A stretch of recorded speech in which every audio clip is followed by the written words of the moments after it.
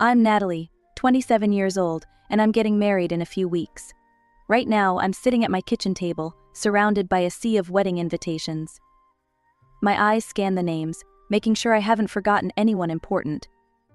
But there's one name I deliberately left off the list: my stepmother's. I know what you're thinking. How could I not invite my stepmother to my own wedding? Well, it's a long story, and I guess now's as good a time as any to tell it. It all started when I was 5 years old. My parents split up, and my whole world turned upside down. They told me I'd be living with both of them, switching back and forth. At the time, I thought it was great. I loved both my parents and couldn't choose between them. This way, I didn't have to. Life after the divorce wasn't so bad at first. When I was with my dad, we'd go on these amazing road trips. He owned his own business, so he could take time off whenever it was his turn to have me. We'd hop in his car and explore different cities. I remember feeling like a little explorer, discovering new places with my dad by my side. When I was with my mom, things were different but just as good. We'd spend hours playing with my dolls, making up stories for each one, and the smell of fresh-baked cookies often filled the house. Those were happy times.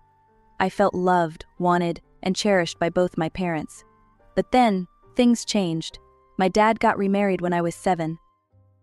I remember the day he introduced me to Sarah, my soon-to-be stepmother. She was pretty, with long blonde hair and a smile that seemed to light up the room. At first, things were okay. Sarah was nice to me, and she seemed to genuinely care. She'd help me with my homework when I was at Dad's house and even taught me how to braid my hair. But as time went on, something shifted. Sarah wanted kids of her own, but she couldn't get pregnant. I didn't understand it at the time, but looking back now, I can see how it affected her. Sarah's attitude towards me did a complete 180. Where once she'd been kind and welcoming, now she seemed to resent my very existence. It was like she hated me for being born when she couldn't have children of her own. I didn't understand it then. I was just a kid, wondering what I'd done wrong to make my stepmother suddenly dislike me so much. As time went on, Sarah's attitude towards me only got worse. It was like she'd made a decision: if she couldn't have kids of her own, she'd live for herself. And in that life there was no room for me. I started noticing changes when I'd come back from my mom's. Dad and Sarah would be tanned and relaxed, full of stories about trips they'd taken while I was gone. One day, I couldn't hold it in anymore. "Dad, why don't we go on trips like we used to?" He looked uncomfortable, glancing at Sarah before answering. "Well, sweetie, things are different now. We have to consider Sarah's schedule too." Sarah cut in, her voice sharp. "Natalie, you're old enough to understand that adults need their own time. Don't be selfish." I felt like I'd been slapped. Selfish? For wanting to spend time with my own father? But it wasn't just the trips. When I was at Dad's house, everything changed. Sarah had new rules for me, and they all seemed designed to keep me out of sight and out of mind. "Natalie," she'd say, her voice dripping with fake sweetness, "why don't you go play in your room? Adults are talking." At first, I tried to argue, "But I want to be out here with you and Dad." Sarah's eyes would narrow. "Your father and I need some peace and quiet. Is that too much to ask?" So I'd retreat to my room, feeling more like a prisoner than a daughter in my own father's house. The list of Ts grew longer by the day. Don't make noise. Don't talk loudly. Don't play active games. Don't laugh too loud. It was like living in a library, but worse. One afternoon, I was in the living room, laughing at a funny TV show. Sarah stormed in, face red with anger. "What did I tell you about being quiet?" she snapped. "But I was just laughing at." She cut me off. "I don't care what you were laughing at.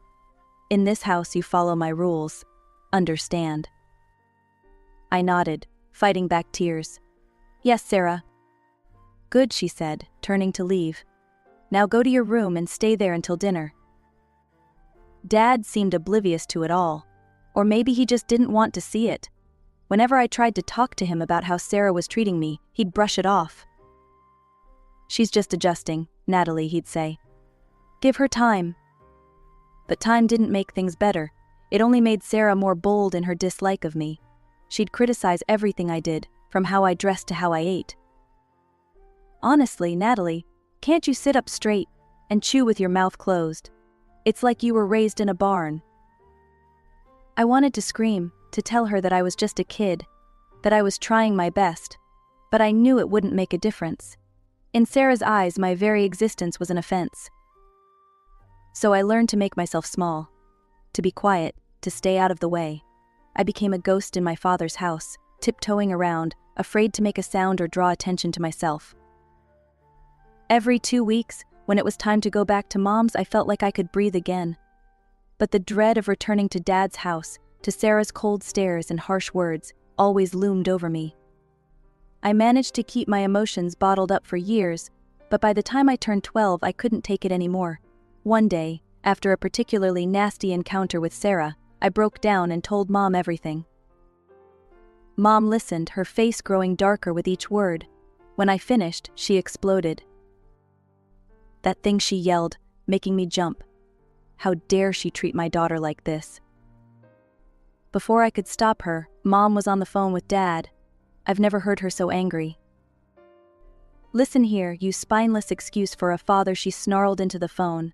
"If you don't get your wife under control, I swear I'll take you to court and make sure you never see Natalie again." I felt sick. This wasn't what I wanted. I just wanted things to get better, not worse. A few days later, when I went back to Dad's house, he sat me down for a serious talk. "Natalie," he began, his voice stern, "we need to discuss your behavior. Sarah has been nothing but good to you. She's trying her best to be a good stepmother, and all you do is complain." I couldn't believe what I was hearing. "But Dad, she..."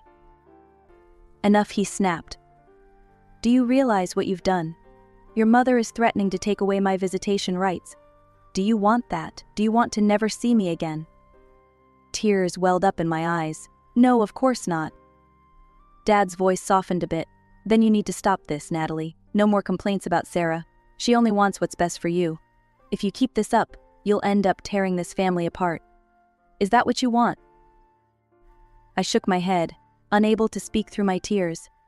As he left the room, I felt like my world had shattered. Not only had Dad not believed me, but he'd also made me feel like everything was my fault. I was the problem, not Sarah. From that day on, I stopped complaining. I decided to be the perfect stepdaughter, to do everything Sarah wanted, just so I wouldn't lose my dad. I became a shadow in the house, quiet and obedient. I had no say in anything, but at least I still got to see my father, even if he seemed more like a stranger with each passing day. Life at Mom's house was a different story. A few years after the divorce from Dad, Mom met Robert. He was kind, funny, and had a daughter of his own, Lily, who was a year younger than me. Over time, I fell in love with both of them. Robert never tried to replace my dad, but he was always there for me. He'd help me with my homework, listen to my problems, and even taught me how to ride a bike, something Dad had always been too busy to do. Lily became the sister I never knew I wanted. We'd stay up late, giggling and sharing secrets. She never made me feel like an outsider. As I got older, the contrast between my two homes became starker. At Dad's, I was a ghost, trying not to upset the delicate balance. At Mom's, I was Natalie, loud, funny, and loved. As I entered my teenage years, my needs naturally grew. Like any kid my age, I wanted the latest gadgets, a cool smartphone, a decent laptop for schoolwork. Dad, to his credit, seemed to understand this. He'd always been generous, and at first he didn't hesitate to buy me what I needed. I remember the day he handed me my first smartphone. But my joy was short-lived. Sarah's disapproving frown said it all. Later that night, I overheard them arguing. "You're spoiling her," Tom Sarah hissed. "Do you have any idea how much that phone cost?" "She needs it for school," Dad defended weakly. Sarah scoffed. "Please. She needs it to post selfies and waste time on social media. You're throwing money away." From that day on, Sarah appointed herself as the family's financial guardian. She told Dad she'd help him save money when it came to my expenses. What this really meant was that she'd take control of everything I got. The next time I needed new clothes, Sarah insisted on handling it herself. What followed was a parade of secondhand clothes and shoes, all bought from discount websites or clearance sales. Don't get me wrong, I'm not against secondhand stuff, but Sarah took it to an extreme. More often than not, the clothes were ill-fitting, out of style, or just plain uncomfortable. But I didn't dare complain. I still remembered Dad's warning about tearing the family apart.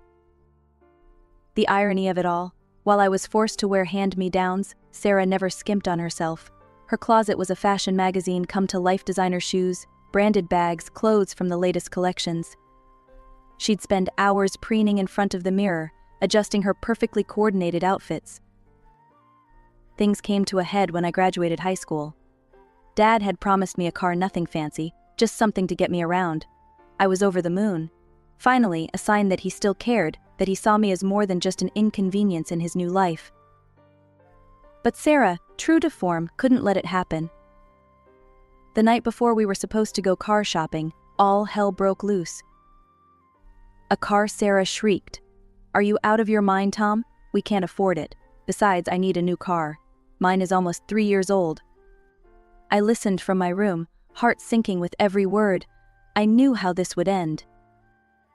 Sure enough, the next morning, Dad came to me with that look on his face, the one that said he was about to disappoint me again. "Natalie, honey," he began, not meeting my eyes. "About the car." I saved him the trouble. "It's okay, Dad. I understand. We can't afford it, right?" He looked relieved that he didn't have to say it himself. Right. "But hey, I promise I'll pay for any college you want to go to, and your accommodation too. How's that sound?" I forced a smile. "Sounds great, Dad. Thanks." As he left my room, I heard Sarah's voice from downstairs. "Tom, dear, when are we going to look at that new Jeep I wanted?"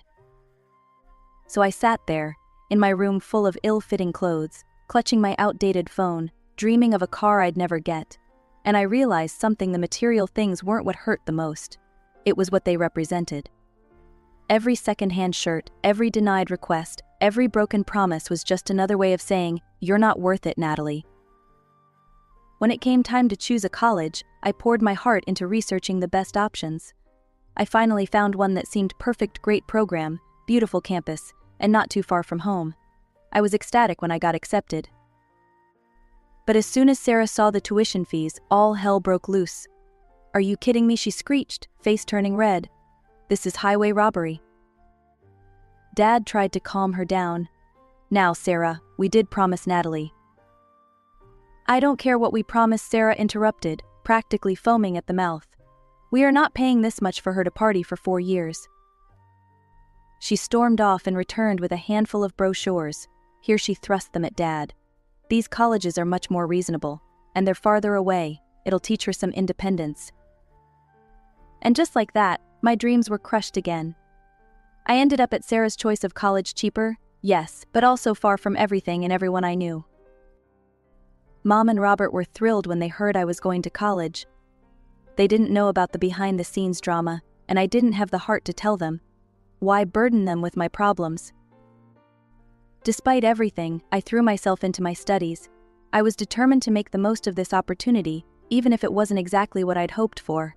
I'd come home for holidays, splitting my time between Mom's welcoming house and Dad's. Well, Dad's house. It was during one of these breaks that everything finally came to a head. Sarah was having a birthday party, and to my surprise, Dad called and asked me to come. "Sarah would love to see you," he said, though I could hear the uncertainty in his voice.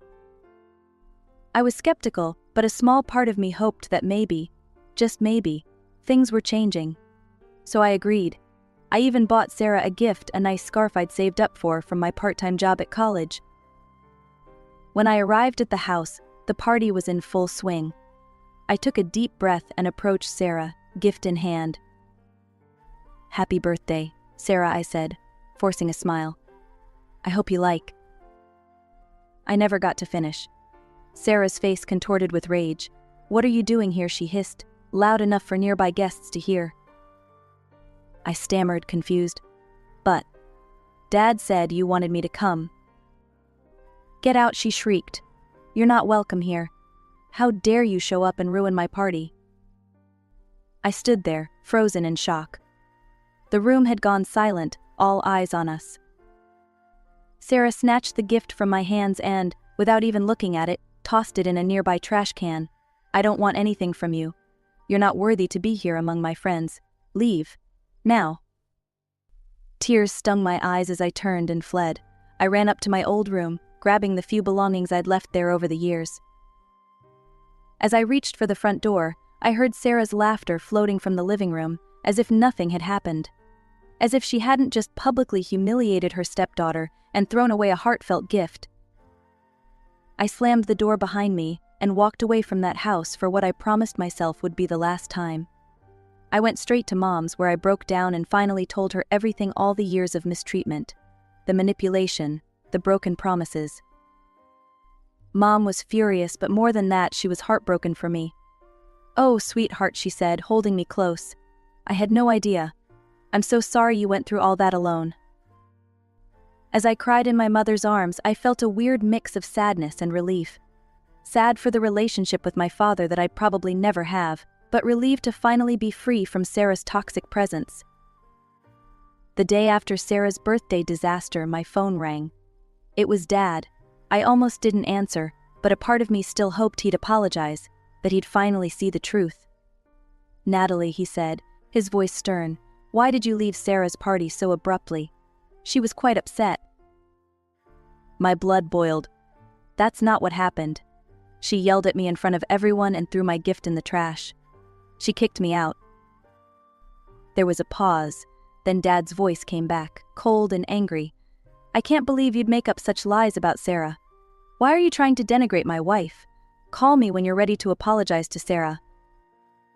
The line went dead. I stared at my phone, tears streaming down my face. That was the moment I realized I'd truly lost my father.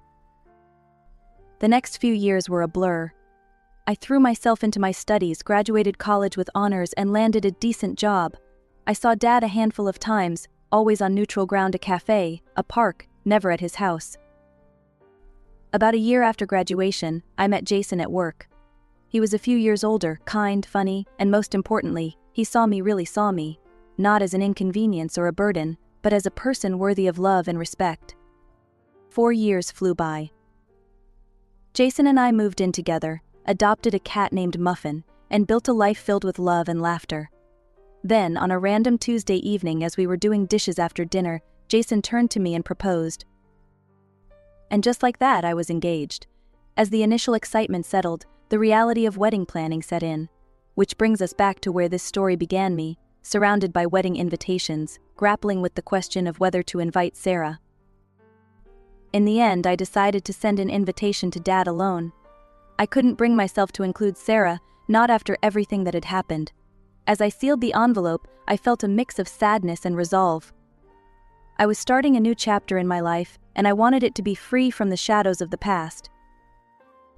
A week after I sent out the invitations, my phone rang. It was Dad. I answered, expecting the usual awkward small talk. Instead, I got an earful of fury. "How dare you," he bellowed, not even bothering with a hello.